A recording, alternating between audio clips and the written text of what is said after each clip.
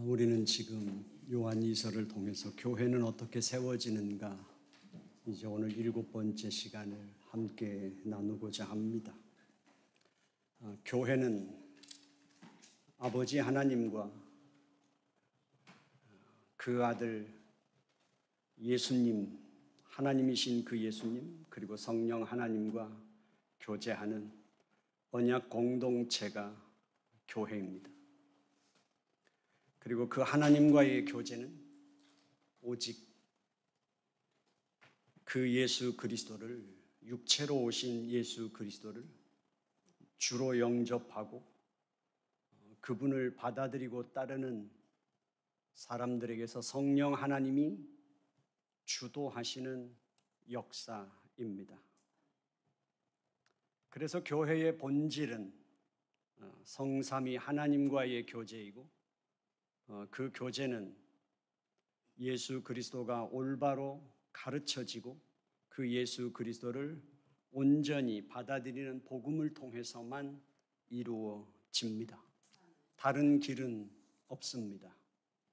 왜냐하면 성삼위 하나님, 그분과의 교제는 오직 예수 그리스도를 통해서만 오고, 예수 그리스도는 우리의 생명이시며 진리이십니다. 그분을 통해서만 인간의 영혼은 살 수 있고 자연 우주 만물을 소생시킬 수 있으며 유지하고 충만케 할 수 있는 것이 오직 예수 그리스도이시기 때문입니다. 바로 이것이 요한 이서에서 요한 사도가 7절 말씀에서 예수 그리스도가 육체로 오셨다는 사실이 얼마나 중요한지 강조하고 있는 이유입니다. 요한 사도가 사역하던 당시의 시대에는 이단이 출현했습니다. 그때 나타났던 이단은 가연설을 주장하는 사람들이었고, 그 가연설을 주장하는 사람은 그들은 예수가 하나님이시며 사람이시라는 사실을 받아들이지 못했던 사람들입니다. 그래서 예수가 육체를 입고 오셨던 하나님이라는 사실에 대해서 예수가 육체를 입고 오셨다는 것을 부정하게 되죠. 신성과 인성을 분리시키게 됩니다. 목적은 결국은 신성과 인성을 분리해서 그 인성이 부정당하게 되면 결국 인간의 죄는 해결되지 않습니다. 인간의 죄가 해결되지 않는 한 인간의 운명도 바뀌지 않습니다.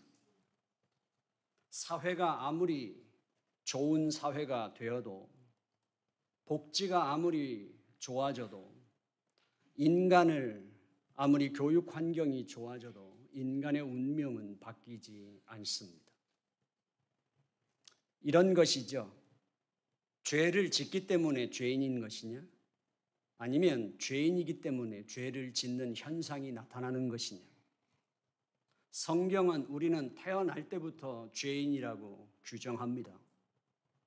인간이 죄를 짓는 것은 인간 속에 이미 죄성을 갖고 있기 때문에 나타나는 현상입니다. 만약에 죄를 짓기 때문에 죄인이고 그 죄인을 교화시키는 거라면 교육을 통해서, 아니면 그들을 통제를 통해서 인간을 죄를 짓지 못하도록 통제할 수 있거나 교화시킬 수 있겠지만, 성경이 정의하는 인간은 죄인이기 때문에 죄가 나타날 수밖에 없다는 것입니다. 그것은 인간의 노력과 인간의 수양과 인간의 교육을 통해서 해결될 수 있는 인간의 방식으로 해결할 수 있는 방식이 없다는 것이죠.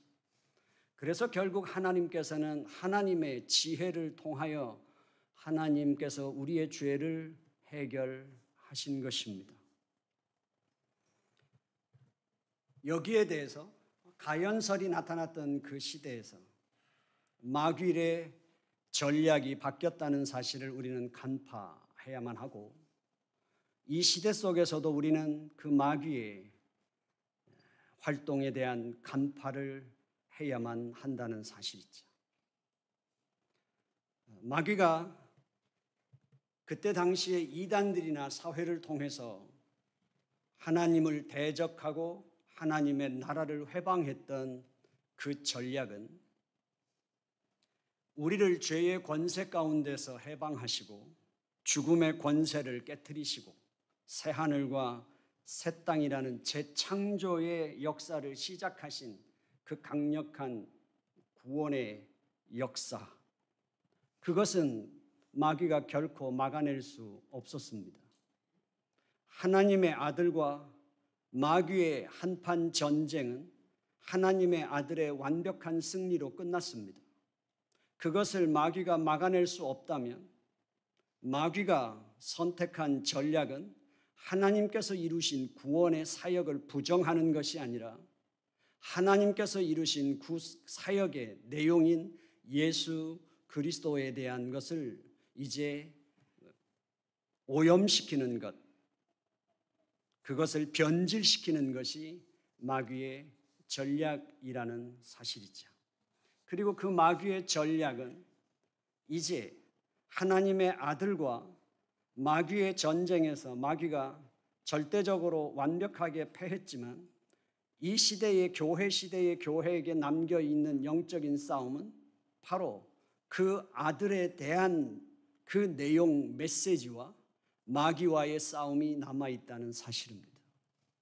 그래서 교회 역사는 끊임없이 언제나 예수 그리스도에 대한 논쟁이 교회의 역사를 중심을 끌고 왔다는 것도 부정하기 어렵습니다. 바로 그렇기 때문에 교회의 절대적인 사명은 바로 진리를 지키는 것입니다. 예수 그리스도에 대한 온전한 신앙의 내용을 지켜내는 것, 그것이 절대적으로 교회에 필요한 이유는 예수 그리스도만이 죽은 영혼을 살릴 수 있기 때문입니다. 예수 그리스도만이 죽은 영혼을 살릴 뿐만 아니라 예수 그리스도만이 하나님과 우리의 교제를 회복시키며 그 하나님과 우리 사이의 교제를 충만케 할 수 있다는 사실이고, 그 하나님과 우리 사이의 교제의 충만은 우리의 생명 충만으로 이어진다는 사실입니다. 결국 진리를 붙잡고 거짓과 싸우는 이 싸움은 이 시대의 성령 하나님이시며 또한 교회와 복음의 증인들의 싸움이라는 사실을 우리는 분명하게 알아야 하고, 그것이 교회와 우리 신자들의 우리의 사명이 되어야 한다는 사실입니다. 하나님은 분명히 그 아들을 육체를 입으신 사람으로 이 땅에 보내셨습니다. 그 중요성은 말로 다 표현할 수 없습니다. 그것은 사실이기 때문에 마귀는 그것을 부정하는 것이 아니라 그 아들 예수를 공격하는 것뿐입니다. 결국 지금도 그분께서는 우리를 그리고 이 세상을 통치하고 계시는 살아계신 하나님이십니다. 육체로 세상에 오신 하나님의 아들 예수는 그가 부활하신 육체로 오셔서 다시는 우리가 죄와 죽음과 허무와 지배당하지 않도록 우리를 다시는 더럽고 썩지 않고 죽지 않는 새하늘과 새 땅으로 우리를 초대하시며, 그리고 우리의 운명을 유지하시고 관리하시는 분이 지금 부활하시고 승천하셔서 지금도 통치하고 계신 우리 주 예수 그리스도라는 사실입니다. 결국 예수님께서 육체를 입으시고 이 땅에 오셨다고 하는 그 사실에 대한 중요성은 예수님이 성육신하시고 그가 육체로 십자가에 달려 죽으시고 그가 육체 가운데 부활하셔서 승천하신 사건은 우리의 운명과 직결되는 중요한 내용입니다. 기독교에서 만약에 이 문제가 생기면 기독교 진리 체계 전체 뼈대가 다 사라져버리는 것입니다. 그 다음부터는 기독교는 샤머니즘으로 전락할 수도 있고, 인간의 정성과 노력과 인간의 후련함, 인간의 간절함, 이런 것으로 전락할 수밖에 없는 것이 기독교입니다. 예수가 빠지면 그저 깡통 종교로 바뀔 수 있는 것이 기독교이기에 마귀의 전략은 바로 그 예수 그리스도의 진리의 내용을 변질시키는 것입니다. 그러므로 교회가, 성도들이 하나님 나라에서 예수 그리스도가 이 땅에 육체를 입고 오셨다는 그 선포는 이 땅에 대한, 이 인류에 대한, 이 세상에 대한 하나님 나라를 선포하는 복음의 요체가 된다는 사실입니다. 요한의 표현대로 말한다면 요한복음에서 그가 빛이시라고 말합니다. 참 빛이시여 이 땅에 흑암의 어둠으로 덮여있던 이 땅은 더 이상 어둠의 세상이 아니라 빛의 세상이요 생명의 세상이라고 가르쳐주고 있는 것입니다. 그래서 예수님이 육체를 입으시고 이 땅에 오신 성육신의 진리는 교회가 이 땅에서 반드시 승리한다는 진리입니다. 우리의 과정이 어떠하든지, 우리의 환경이 어떠하든지, 우리의 조건이 어떠하든지 교회는 이 땅에서 반드시 승리합니다. 그리고 하나님의 백성들은 반드시 하나님의 약속의 땅에 들어가게 될 것이며, 하나님의 백성들은 반드시 하나님이 약속하신 그 영광스럽고 존귀한 영원한 세상을 맞이하게 될 것입니다.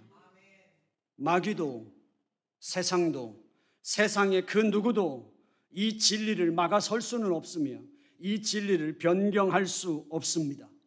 하나님은 빛이십니다.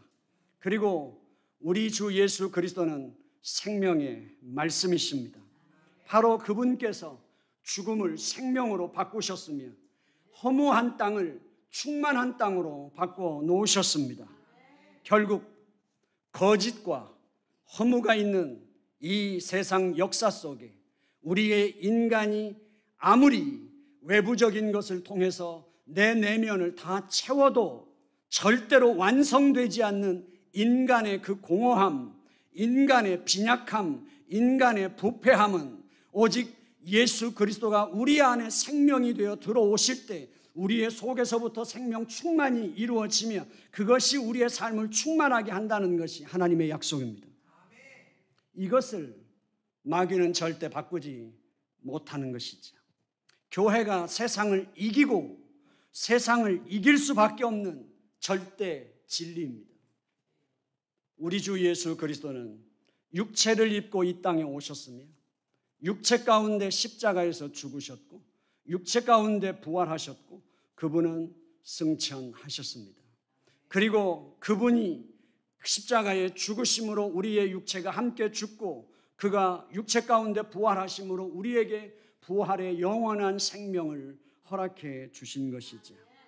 교회는 그렇기 때문에 이 생명을 지켜내야만 하고 이 진리를 지켜내야만 합니다. 육체로 세상에 오신 예수, 그 성육신의 복음의 진리는 요한 사도가 요한 2서를 기록할 때도, 요한 1서를 기록할 때도, 요한 계시록을 기록할 때도, 요한복음을 기록할 때도 그것은 복음이었습니다. 그 시대가 지켜내야 될 진리의 내용이었습니다. 당시 로마는 대체적으로 이원론 사상이 지배하고 있었습니다. 그 플라톤의 이원론 사상, 이데아, 이상적인 정신세계 이데아에 초점을 맞춰놨습니다. 늘 변하고 확신할 수 없고 불변하지 않는다고 생각할 수 없는 늘 가변적인 물질과 육체는 항상 부정하다고 생각했습니다. 그래서 그 이원론의 세계관은 결국 로마 인구의 3분의 1이 노예였습니다. 그들은 끊임없이 육체를 통하여 노동해서 그 사회를 떠받치고 있는 3분의 1의 그 노예 인구가 있었습니다. 그리고 정신세계가 더 거룩하고 영적이라고 생각했던 그 특수 계층이 있었습니다. 그들의 노동력을 바탕으로 특수한 자신들의 특권을 누리고 살던 계층들이 있었죠. 그들에게 예수 그리스도가 육체를 입고 오셨다는 성육신의 복음은 어떤 의미가 있었을까요? 그 이원론적인 사회를 지배하고 있었던 그 사상은 결국 교회 안으로까지 들어와서 영지주의가 생겼습니다. 육체는 더럽고 영은 거룩하다는 것이었습니다. 육체는 영혼을 오염시키는 더러운 것이고 부정적인 거라고 생각했습니다. 그리고 그것들은 극단적인 이제 타락까지도 내 영혼이 죄를 범한 게 아니라 내 더러운 육체가 죄를 범했기 때문에 내게 잘못이 없다고 생각했습니다. 생각해 보십시오. 사상적으로나 정치적으로나 사회적으로나 경제적으로나 물질과 육체를 극도로 경시하거나 죄악시까지 하는 그 세상에서 하나님께서 그 아들의 육체를 입으셔서 이 땅에 하나님이 오셨다는 그 사실의 복음이 전해졌을 때 과연 그들의 귀에는 어떻게 들렸을까요? 자신들이 하나님의 형상으로 지음받은 존엄한 인간으로서 그럼에도 불구하고 정신이 아예 없는 것처럼 동물처럼 육체 노동을 강요받고 천대받아온 그 노예들, 그 소외 계층들에게 예수님의 성육신 복음은 어떻게 들려졌을까요? 당시 노예들은 동물과 똑같이 그냥 남아있는 어느 공간이든지 그냥 누워서 자면 됐습니다. 혼인도 자신들의 주관적인 결정으로 가능하지 않았습니다. 만약에 혼인을 해서 자녀를 낳는다 해도 그 자녀의 모든 교육과 그 자녀에 대한 모든 결정권은 부모에게 있지 않았습니다. 그들 자신에게는 자신의 육체에 대한 권리조차 없었습니다. 그리고 그들의 정신은 아예 부정당하는 그런 삶을 살았고 그 정신을 표현할 기회조차도 없었습니다. 그런데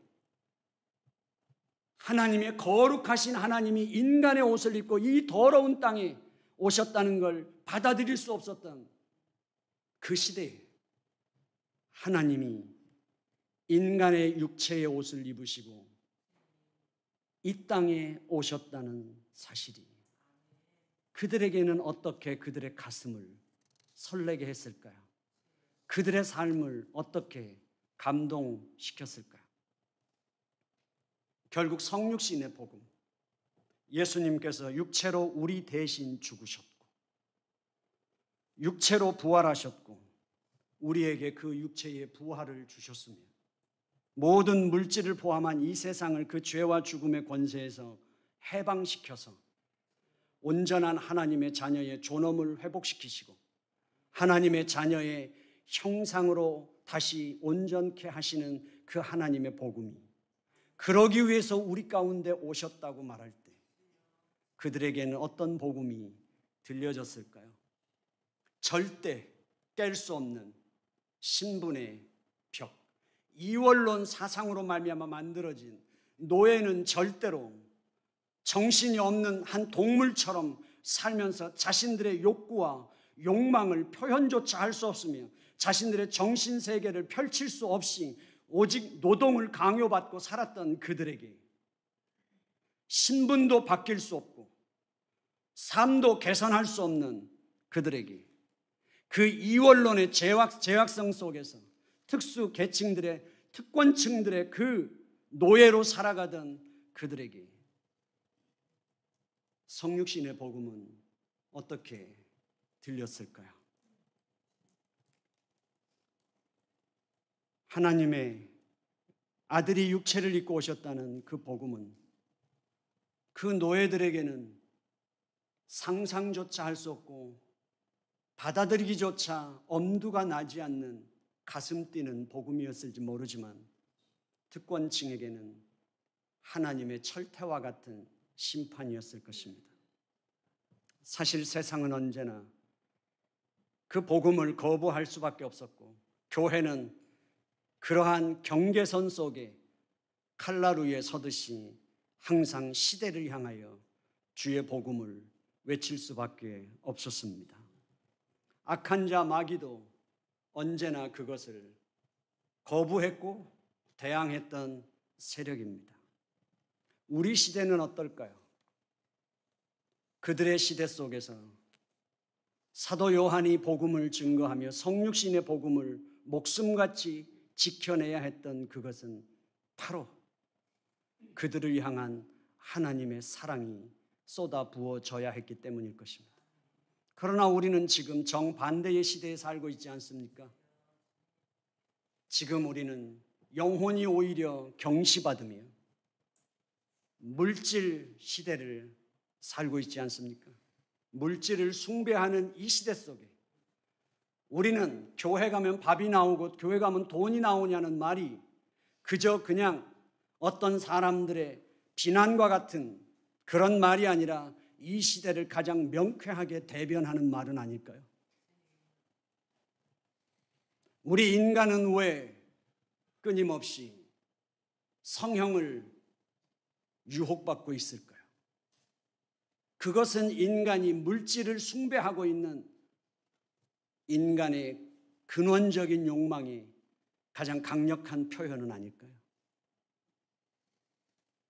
그러면 분명히 우리는 지구 역사상 가장 화려한 시대에 살고 있습니다.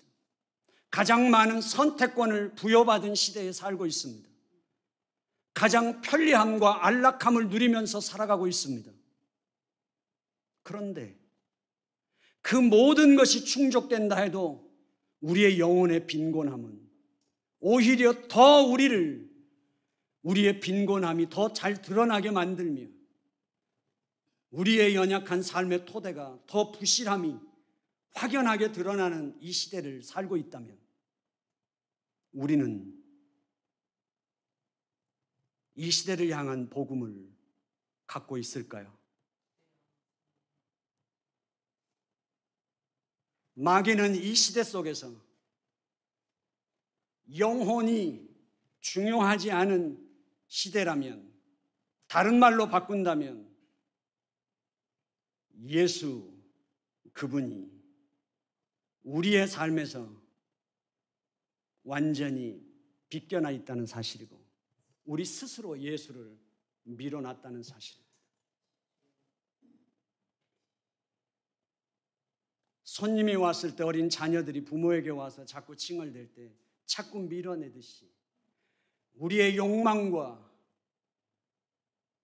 우리의 안락한 인간의 본성을 따라서 예수를 밀어놓고 지금 우리는 예수가 아닌 교회가 예수의 자리를 대신하고 있다면, 그래서 우리는 우리가 예수의 제자인가를 묻지 않고 그리고 우리의 주인이신 예수님이 하나님이 어떤 분이신가에 대한 관심보다 우리는 어느 교회 다니냐가 더 중요해졌습니다. 우리는 얼마나 프로그램이 좋은 교회를 다니고 있나, 나는 얼마나 교회에서 열심히 봉사하고 있나, 나의 진심은 어떤 건가, 내가 신앙에 대한 갈망은 어떤 건가, 그게 중요하지 않습니다. 우리는 죄인이기 때문에 죄를 짓는 거라면 우리에게는 오직 예수 그리스도만, 그분만 필요하며 그분만이 우리를 살릴 수 있습니다. 그분만이 진리이십니다. 우리는 다시 돌아와야만 합니다. 교회는 깨어나야 하고 우리는 돌아와야만 합니다. 세상은 우리에게 도덕적으로 더 거룩한 사람이 아니라고 비난하는 게 아닙니다. 세상은 우리에게 그들보다 더 뛰어나지 못했다고 우리를 무시하는 게 아닙니다. 세상이 우리에 대해서 혼란을 겪고 있는 것은 우리의 부족함에도 불구하고 우리의 연약함에도 불구하고 우리의 주인이 누군지 몰라보겠다는 것이 그들의 혼란입니다. 우리가 기도하는 대상, 우리가 예배하는 대상, 우리가 삶에서 가치관을 결정하는 대상, 우리의 삶의 내용을 채우는 대상이 우리 주 예수 그리스도인지 아닌지, 우리의 입술이 아니라 우리의 간절한 마음이 아니라 실제적으로 그분이 우리의 주인이 되셔야만 합니다. 그러면 세상은 소망이 있습니다. 그리고 세상은 말할 겁니다. 언젠가는 나도 돌아가야 할 곳이 그곳이라고. 언젠가는 내가 만나야 할 분이 그분이라고. 이 시대에 공허한 영혼들에게, 피폐해져가는 영혼들에게, 그리고 냉정해가는 시대 속에 우리의 복음을 다시 회복할 수 있는 길복교회가 되기를 주님의 이름으로 축원합니다. 하나님 아버지, 이 시간 주 앞에 와서 예배합니다. 아버지, 이 자리에서 우리가 고백할 수 있게 해 주시옵소서. 우리의 예배를 받으실 분은 오직 하나님이십니다. 우리의 예배의 대상은 오직 하나님이십니다. 이것을 우리로 분명하게 알고 고백할 수 있는 하나님의 자녀들이 되게 하여 주시옵시고, 그 고백이 분명하고 선명한 길봇교회가 되게 해 주시옵소서. 그래서 이 세상이 복음을 선포하는 교회가 되게 하시고, 이 시대를 짊어진 자의 그 신음이 느껴지게 해 주시옵시며, 그 사명의 무게를 느낄 수 있는 교회가 되게 해 주옵소서. 그래서 우리로 하여금 그 무게 때문에, 그 신음 때문에, 그 영혼에 대한 우리의 책임감 때문에 진리가 중요해지는 교회가 되게 하여 주시옵시고, 진리를 갈구하는 교회가 되게 하여 주시옵시며, 진리를 사수할 수 있는 교회가 되게 하여 주시옵소서. 예수님의 이름으로 기도드려 싸움나이다. 아멘.